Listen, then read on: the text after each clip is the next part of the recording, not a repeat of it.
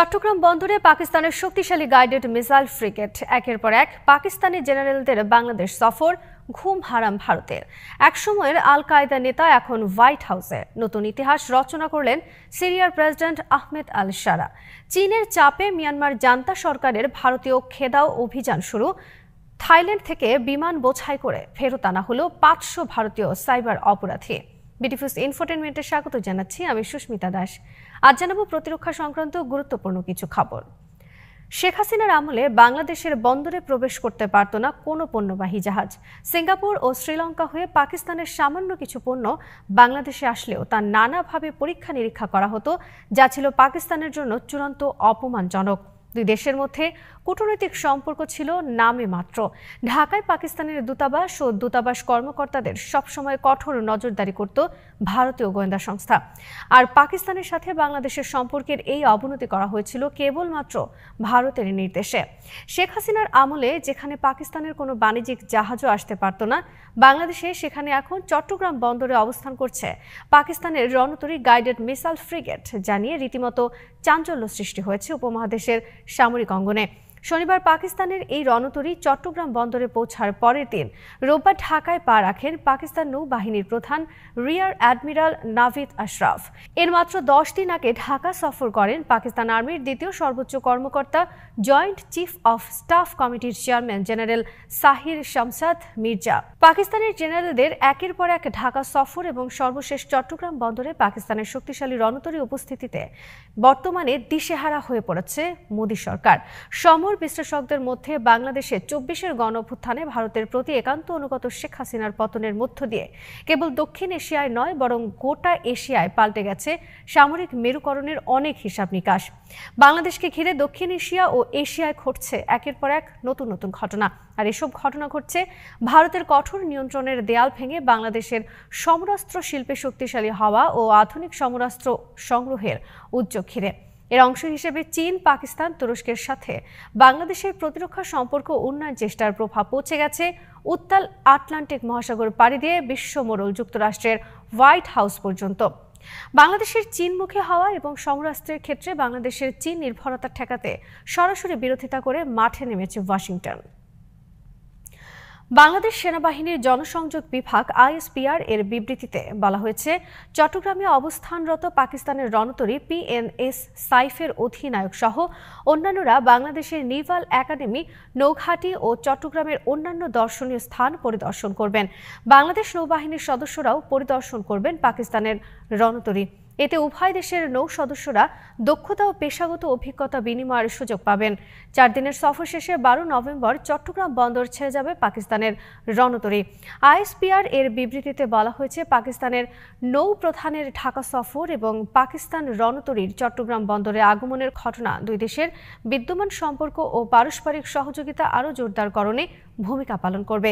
এর আগে অক্টোবর মাসে পাকিস্তানের জয়েন্ট চিফ অফ স্টাফ কমিটির চেয়ারম্যান জেনারেল সাহির শামসাদ মির্জার সফরের সময় দুই দেশের মধ্যে প্রতিরক্ষা ও নিরাপত্তা সম্পর্ক আরও ঘনিষ্ঠ করার বিষয়ে আলোচনা হয়েছে বিভিন্ন পক্ষের সাথে। আলোচনায় উঠে এসেছে দুই দেশের মধ্যে যৌথ সামরিক মহড়া, প্রশিক্ষণ, সেমিনার, পারস্পরিক সফরের বিষয়। এছাড়া দুই দেশের মধ্যে বাণিজ্যিক ও সাংস্কৃতিক সম্পর্ক উন্নয়ন নিয়েও আলোচনা করেন জেনারেল শামসাদ মির্জা। শামসাদ মির্জা বাংলাদেশ সফরে সাক্ষাৎ করেন প্রধান উপদেষ্টা ডক্টর মোহাম্মদ ইউনুস, সেনাপ্রধান জেনারেল ওয়াকারুজ্জামান সহ অন্যান্যদের সাথে, যা ফলাও করে প্রচার করে ভারতীয় গণমাধ্যম। নতুন এক ইতিহাস রচনা করলেন সিরিয়ার প্রেসিডেন্ট আহমেদ আল শারা। সোমবার হোয়াইট হাউসে ডোনাল্ড ট্রাম্পের সাথে তার বৈঠকের মাধ্যমে এই ইতিহাস রচিত হলো। সিরিয়ার প্রেসিডেন্ট আহমেদ আল শারা ছিলেন একসময় আল কায়দা নেতা। যুক্তরাষ্ট্রের কাছে তিনি ছিলেন একজন বড় মাপের বৈশ্বিক সন্ত্রাসী। তাকে হত্যার জন্য যুক্তরাষ্ট্র একসময় $10 মিলিয়ন পুরস্কার ঘোষণা করেছিল। শত শত যুক্তরাষ্ট্র আর্মি একসময় হন্যে হয়ে তাকে খুঁজে ফিরত ইরাক সহ গোটা সিরিয়ায়। কিন্তু সেই আল কায়দা ও জিহাদের নেতা এখন হোয়াইট হাউস সফর করছেন বিশ্ব সুপার পাওয়ার যুক্তরাষ্ট্রের প্রেসিডেন্ট ডোনাল্ড ট্রাম্পের আমন্ত্রণে। একসময়কার আল কায়দা নেতার এই হোয়াইট হাউস সফরের ঘটনা সারা বিশ্বের গণমাধ্যমে ফলাও করে প্রচারিত হয়েছে। ডোনাল্ড ট্রাম্প কেবল আহমেদ আল শারাকে হোয়াইট হাউসে আমন্ত্রণ জানিয়েই ক্ষান্ত হননি, বরং তিনি তার ভূয়সী প্রশংসা করে বলেছেন, সে একজন tough guy, tough fighter, tough warrior. আমি এ ধরনের টাফ গাইদের পছন্দ করি, যদিও তার অতীত অনেক বিতর্কিত, কিন্তু আমি মনে করি তিনি এখন পুরোপুরি অন্য একজন মানুষ। আমার বিশ্বাস তার নেতৃত্বে সিরিয়া একটি শক্তিশালী ভালো দেশে পরিণত হবে। সোমবার হোয়াইট হাউসে দুই নেতা অঙ্গীকার করেছেন সিরিয়াকে আল কায়দা সহ সব ধরনের সন্ত্রাস মুক্ত করার বিষয়।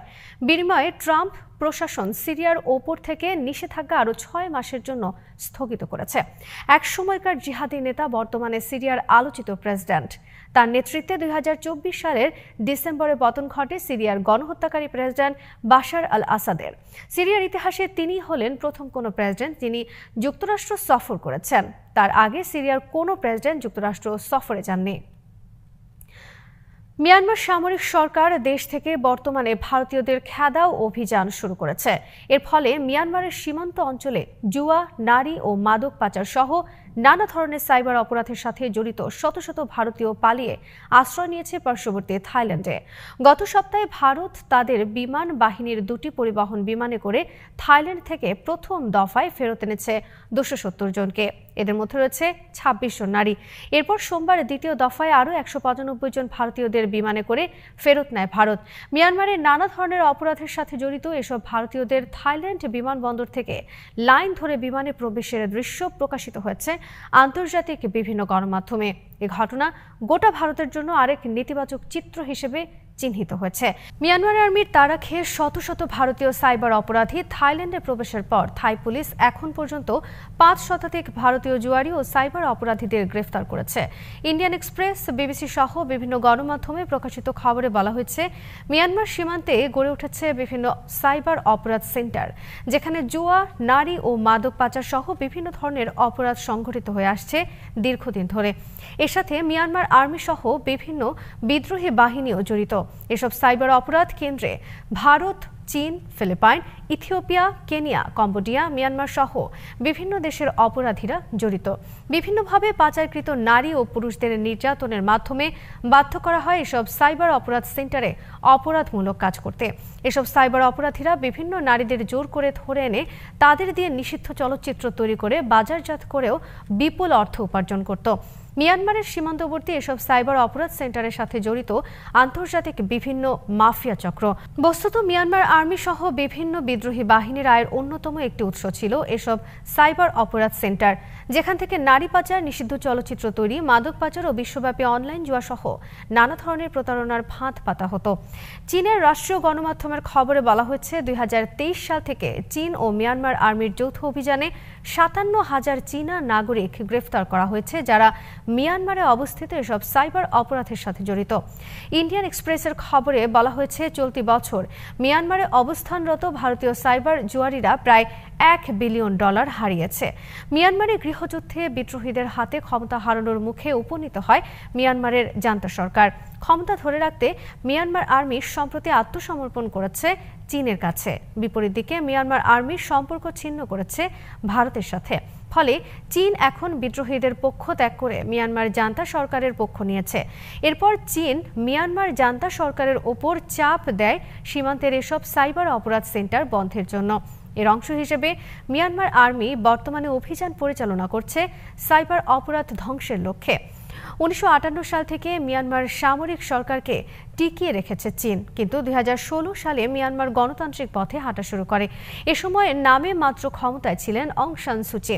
সুচির সময় মিয়ানমার আর্মি চীনের প্রভাব কমানোর জন্য ভারতের দিকে ঝুঁকে পড়ে, ফলে চীন তখন সমর্থন দেয় সুচি সরকারকে। 2021 সালে মিয়ানমার আর্মি সুচিকে হটিয়ে ক্ষমতা গ্রহণের পর চীন বিদ্রোহীদের সমর্থন দেয় মিয়ানমার আর্মির বিরুদ্ধে গিয়ে। শেষ পর্যন্ত মিয়ানমার আর্মি ক্ষমতায় টিকে থাকার জন্য বর্তমানে ভারতের দিক থেকে মুখ ফিরিয়ে আবার চীনের কাছে নতি স্বীকার করল। আজ এখানেই শেষ করছি। সমরাস্ত্র, প্রতিরক্ষা, কূটনীতির নানা তথ্য জানতে চোখ রাখুন বিডিভিউজ ইনফোটেনমেন্টে। চ্যানেলটি ভালো লাগলে সাবস্ক্রাইব করুন। সংযুক্ত থাকুন আমাদের ফেসবুক পেজে।